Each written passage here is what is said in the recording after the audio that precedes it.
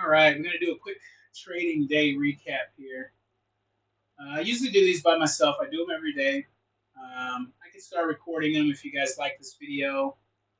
Let me know if you get any value out of it. So this is the start of the day. We know how the day turns out, but let's look back at the previous 3 days and see if we can get any kind of feeling for what we think the market might do or put in some resistance levels. So this would be what I would do pre-market.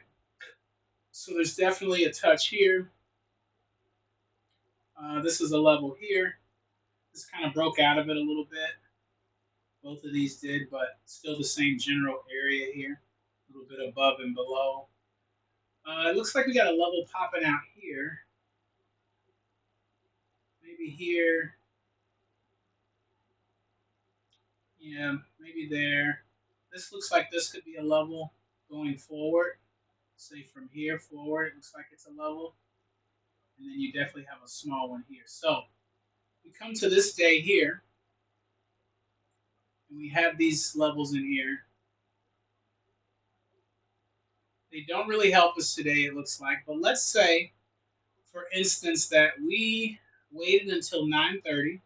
We just watched the market, and we waited until it presented something clear to us at about 9:30, about an hour in. We've got about 12 bars in the 5-minute chart at an hour, and we can look back at those bars and we can see what would happen if we sold the top or the bottom or bought the. So let's look back and see. Let's first count how many bull bars are there compared to bear bars. So all we got to do is do one count because we'll know what the other one is if there's only 12 bars.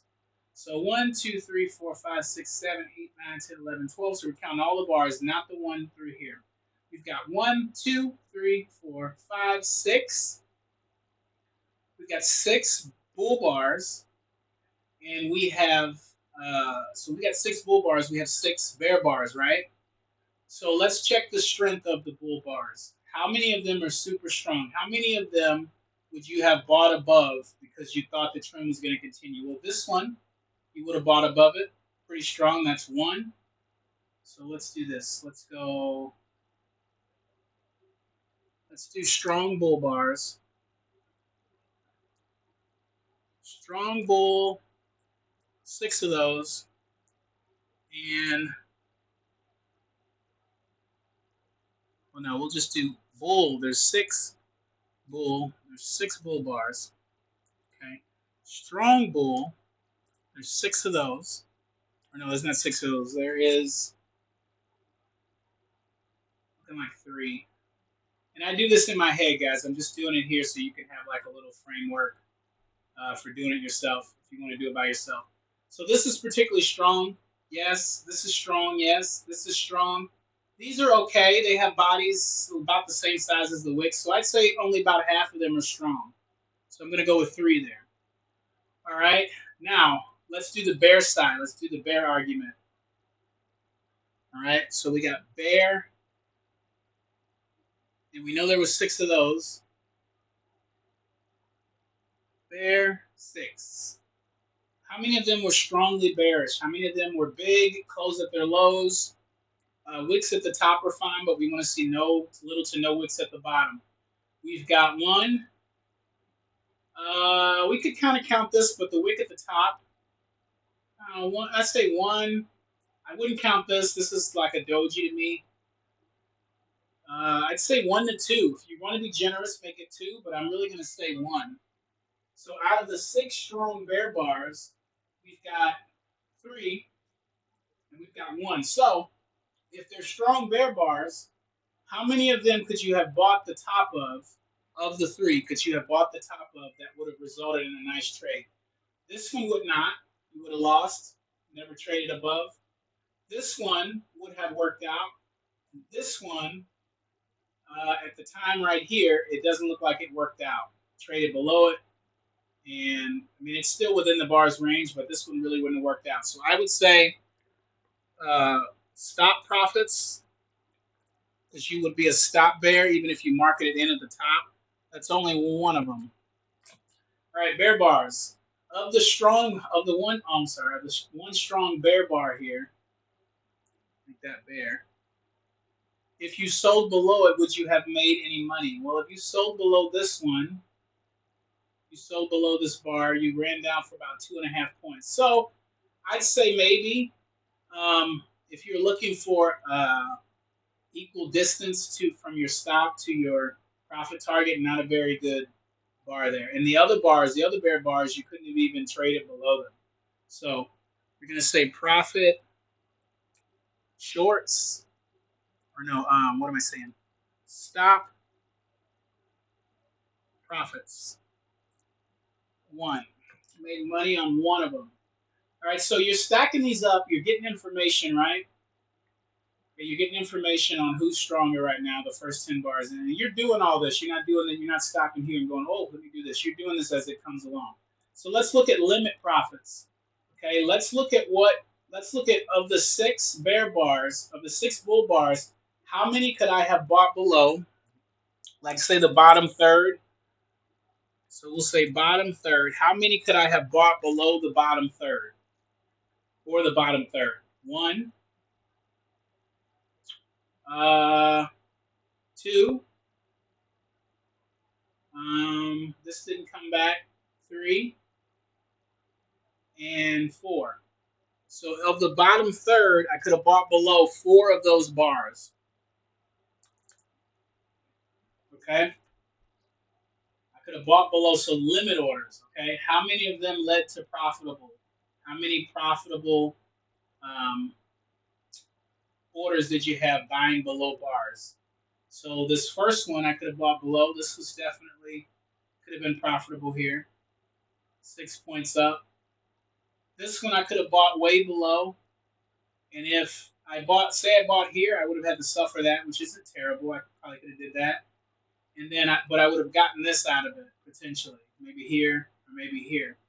And then this one here, they decided to play this bar again. So if I buy below this bar, I go up and I'm in a profit. I'm in a profit at the close of this bar. This one here, same deal, but less of a profit.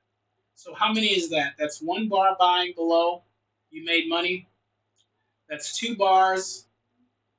Um, 2 bars buying below, you made money. The third bar you bought below, you made money.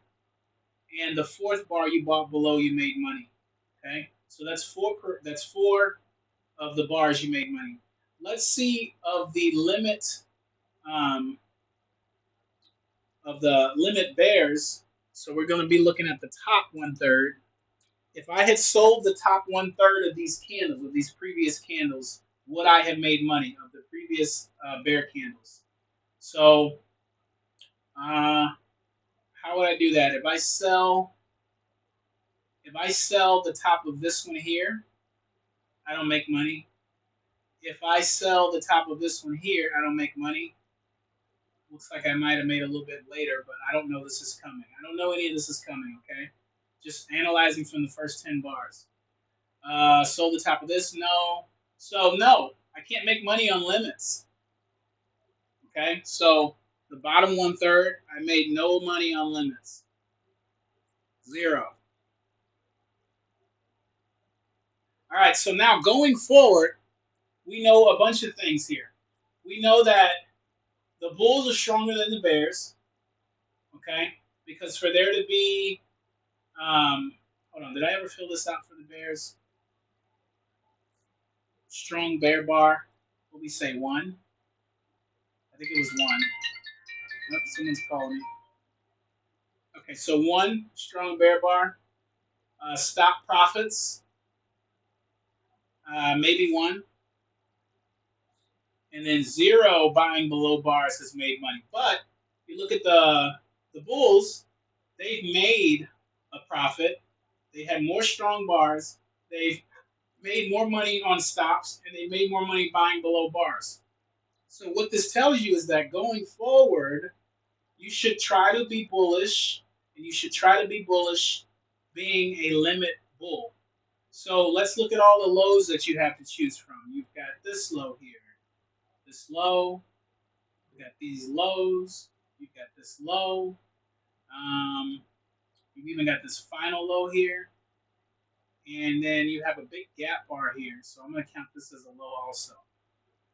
Okay, so any pullback below lows, I'm looking to buy. So I'm asking myself, how are the bulls and bears making money? Well, I just did that.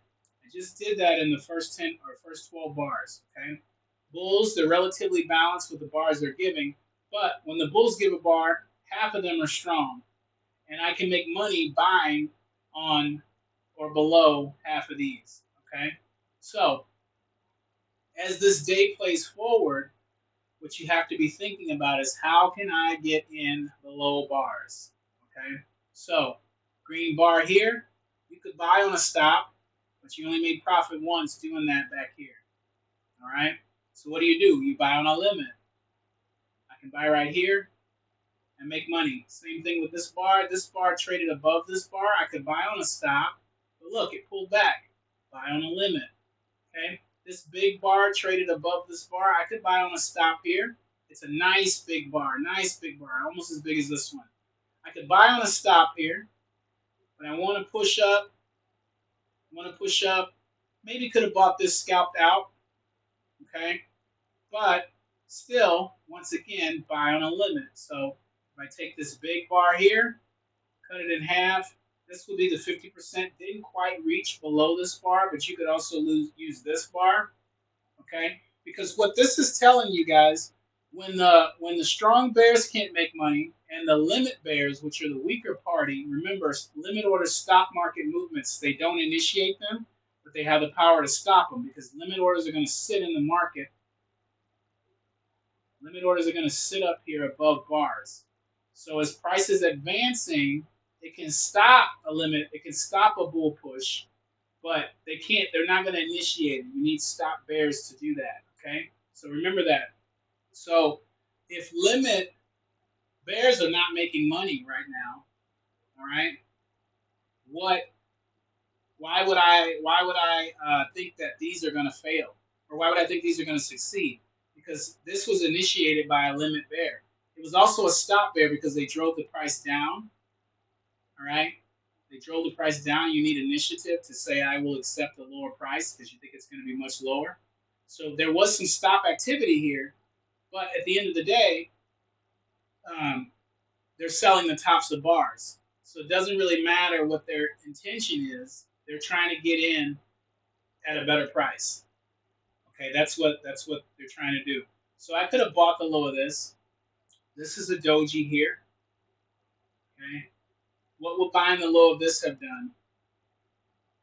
Let's see. I would have to sit through 12 points of drawdown. Okay, but if you notice now, stop bears could not make money before. If you see this trading range here, trading range, most breakouts fail, went up, went down, went up, went down. What do you see starting to happen here? You start to see the stop bears are starting to make money a little bit. So they made money here. They sold this low. They sold this low. They made money here. They sold this low right here, kind of reversed on them. They sold this low here, reversed. Okay, so they made money here very briefly, and then it went back to um, where they're not making money. So what's changed in this section here is that you still have limit bears trying. Look at these wicks. Look at that wick, that one, that one, that one. You still have limit bears trying to buy below bars because that's how they made money before, right?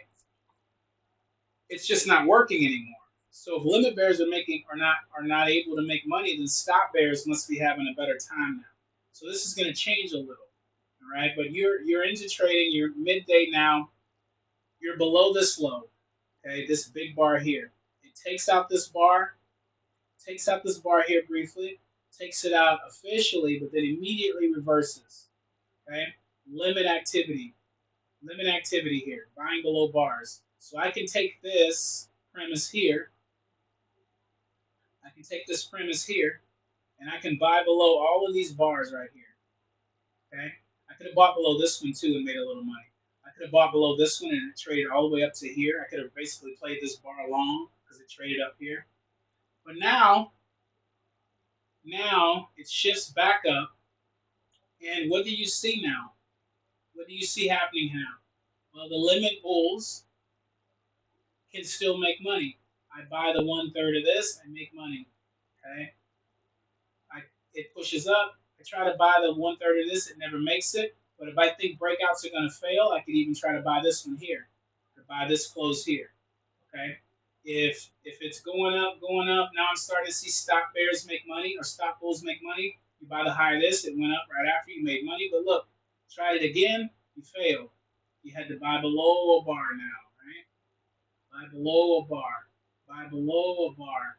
This ran all the way up, failed, above this high, took out the high but failed. Okay, but look, buying below the bar, buying below here, buying below here, and then this is the end of the day. I think. Let me see here. Oh no, I don't have a whole day in view. Sorry. Um, this this one here, pulled back here. You could have bought the low of this bar, this last big bar. As you did that, you would have definitely been in a drawdown for about 5 points. Okay. Or you could have bought down here, took out the low of 1, 2, 3, 4, 5 bars, 6, 7, took out the low of 7 bars. That's a buy if you're in a limit bull day. Okay, you buy that, you made money. This went up, buy that, made money. This came out to about a 1/3 retracement, you made money. Same here, you made money. Pushing up, pushing up. Look, stock bears are starting to make money, or stock bulls are making money a little bit here, making money a little bit here, but the money's still on the limits. Making money there. You buy below this bar here, made money there. Okay, made money there, made money there, and then up here,